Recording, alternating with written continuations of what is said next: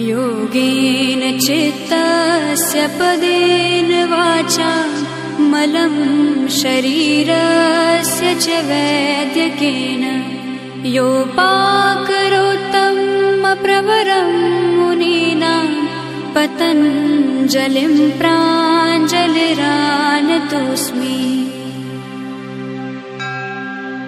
योगेन चित्तस्य पदेन वाचा मलं शरीरस्य च वैद्यकेन योपाकरोत्तमप्रवरं मुनीनां पतञ्जलिं प्राञ्जलिरानतोऽस्मि। योगेन चित्तस्य पदेन वाचा मलं शरीरस्य च वैद्यकेन योपाकरोत्तमप्रवरं मुनीनां पतञ्जलिं प्राञ्जलिरानतोऽस्मि।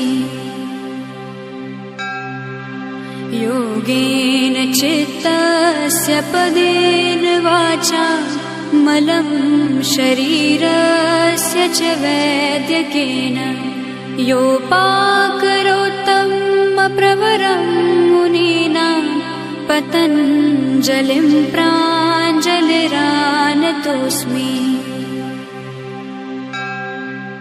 योगेन चित्तस्य पदेन वाचा मलं शरीरस्य च वैद्यकेन योपाकरोत्तमप्रवरं मुनीनां पतञ्जलिं प्राञ्जलिरानतोऽस्मि।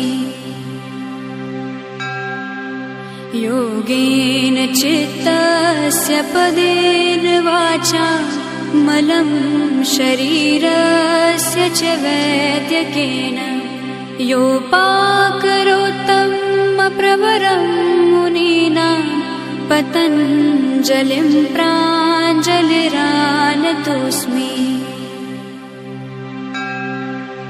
योगेन चित्तस्य पदेन वाचा मलं शरीरस्य च वैद्यकेन योपाकरोत्तमप्रवरं मुनीनां पतञ्जलिं प्राञ्जलिरानतोऽस्मि। योगेन चित्तस्य पदेन वाचा मलं शरीरस्य च वैद्यकेन